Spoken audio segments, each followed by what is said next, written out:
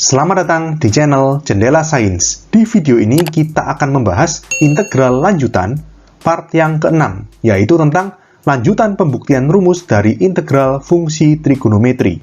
Simak terus video ini sampai akhir. Oke, rumus yang ke-9 ini integral secant x. Jadi secant ini kita ubah menjadi sepercos ya. Jadi integral secant x dx kita jadikan integral 1 per cos x dx. Nah, lalu di sini baik pembilang maupun penyebut kita kalikan dengan cos x. Jadi kali cos x per cos x. Sehingga akan menjadi sama dengan integral pembilangnya cos x. Penyebutnya cos kali cos ya cos kuadrat x dx. Nah, lalu kita pakai rumus trigonometri. Sin kuadrat x plus cos kuadrat x sama dengan 1. Berarti kalau cos kuadrat x itu 1 min sin kuadrat x. Jadi sama dengan integral cos x per 1 min sin kuadrat x dx. Lalu kita lakukan permisalan. Yang dimisalkan sin x. Jadi kita tulis misal u sama dengan sin x. Berarti kalau kita turunkan du per dx sama dengan cos x. Berarti du sama dengan cos x dx. Cos x dx diganti du, sin x-nya diganti u, berarti sama dengan integral 1 per 1 min u kuadrat du. Nah, lalu 1 per 1 min u kuadrat ini kita pecah pakai integral fungsi pecah aljabar. Ini kita pecah di kiri ini aja. 1 min u kuadrat itu kan kalau kita faktorkan bisa menjadi 1 plus u dan 1 min u. Ya, berarti di sini 1 per 1 min u kuadrat ini ekivalen dengan, ingat ya caranya ya, per 1 plus u plus per 1 min u. Ini berarti A, ini berarti B. Itu ya. Lalu ruas kirinya kita salin 1 per 1 min u kuadrat ekivalen, ini kita samakan penyebut, berarti pernya 1 plus u kali 1 min u itu 1 min u kuadrat. Berarti yang A perlu kita kali dengan 1 min u, plus B kita kali dengan 1 plus U. Lalu kita masukkan pembuat nolnya. Pembuat nolnya berarti U sama dengan min 1 sama U sama dengan 1. Kalau U sama dengan min 1, coba kita masukkan, berarti ruas kirinya tetap 1 ya. Ingat ya, di sini pembilangnya aja disama dengankan. Penyebutnya kan sudah sama. Berarti sama dengan, kalau min 1 berarti kan yang 0 yang ini ya. Yang B1 plus U ini, jadi tinggal ini. A dikali 1 min 1, berarti 1 plus 1, 2. Berarti A sama dengan 1 per 2. Berarti kalau misalkan U sama dengan 1, ini ruas kirinya 1 juga, sama dengan, sekarang yang 0 itu yang ini. A 1 min U, berarti tinggal B dikali 1 plus U. B dikali 1 plus 1, berarti B dikali 2, 2B. Berarti B sama dengan setengah juga. Oke, berarti di sini kita bisa buat sama dengan integral A per 1 plus U. Kita kasih kurung aja, berarti A-nya setengah per 1 plus U plus B, B-nya setengah juga per 1 min U du. Kita integral berarti sama dengan setengah, ini berarti ln ya, ln 1 plus U. Kan koefisien U-nya 1 ya, jadi nggak usah langsung ln 1 plus U. Nah, di sini plus setengah. Nah, di sini seper A-nya seper min 1, berarti min. Ini kita langsung ubah tanda plusnya, kita ganti dengan min. Nah, seperti ini, ln 1 min U plus C. Oke, sekarang U-nya dikembalikan ke permisalan, berarti sama dengan setengah ln mutlak 1 plus sin X min setengah ln mutlak 1 min sin X plus C. Berarti di sini sama dengan setengahnya bisa keluar dari kurung, ln mutlak 1 plus sin X min ln mutlak 1 min sin X kurung tutup plus C. Nah, ln min ln itu kan bisa jadi per, ingat ya. Jadi sama dengan setengah kurung ln ini kita bagi. tanda mutlaknya boleh dijadikan 1 ya. Jadi 1 plus sin X per 1 min sin X. Nah, seperti ini, plus C. Ini kurungnya sebenarnya nggak usah ya.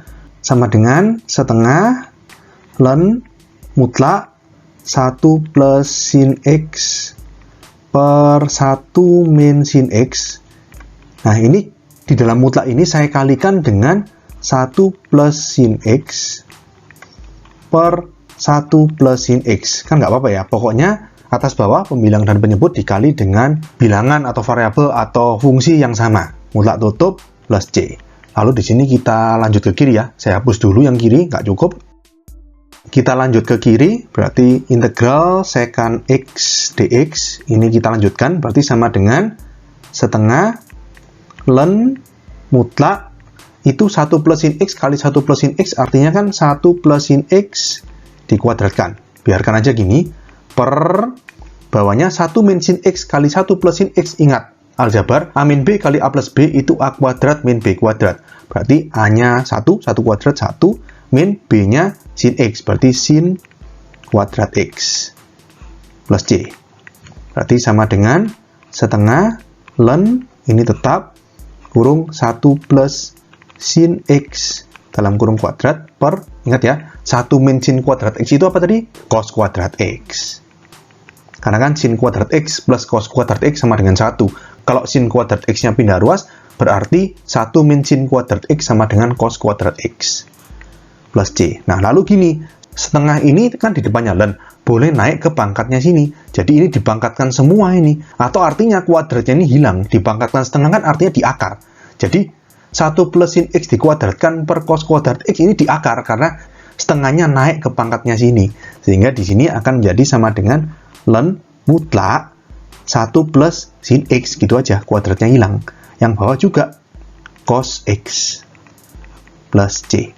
Oke, berarti sama dengan, kita lanjut ke sini, integral secant X dx sama dengan ln, ini kita bagi masing-masing, berarti mutlak 1 per cos X plus sin X per cos X plus C sama dengan ln mutlak seper cos itu apa? Secant X plus sin per cos itu apa? Tangan X plus C. Didapatkan rumus yang ke-9, integral secant X dx sama dengan ln mutlak secant X plus tangan X plus C. Ini pembuktiannya, panjang sekali. Oke, untuk rumus yang ke-10, integral cosecant X dx tidak akan saya buktikan ya, karena prinsipnya sama seperti yang ke-9. Nanti bisa kalian coba sendiri.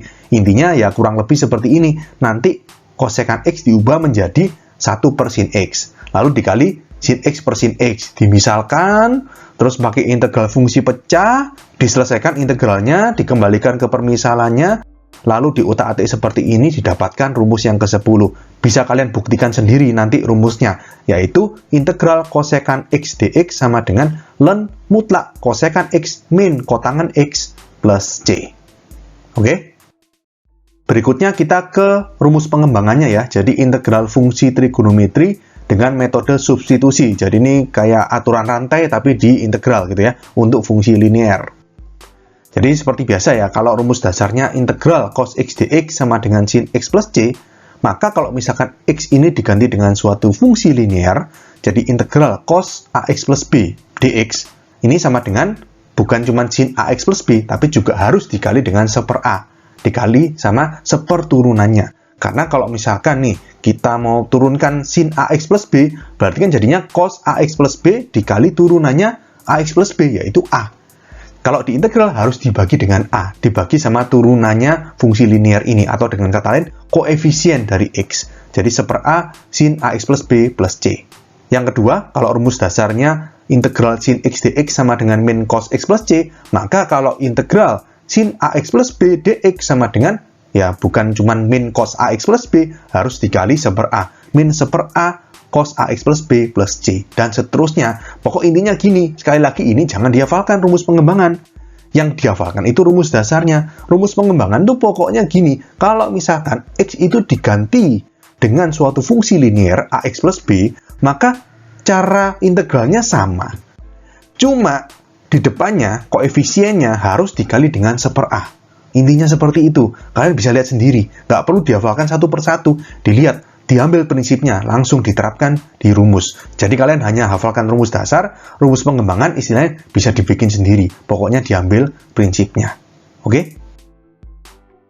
Untuk rumus yang ke-7 sampai 10 ya prinsipnya sama. Di sini saya bahas satu contoh aja ya. Misalkan rumus yang ke-7, integral tangen x dx sama dengan, bisa dua macam ya, ln mutlak sekant x plus c, atau bisa juga min ln mutlak cos x plus c. Kalau kita kembangkan, ya berarti integral tangen ax plus b dx sama dengan ada 1/A-nya.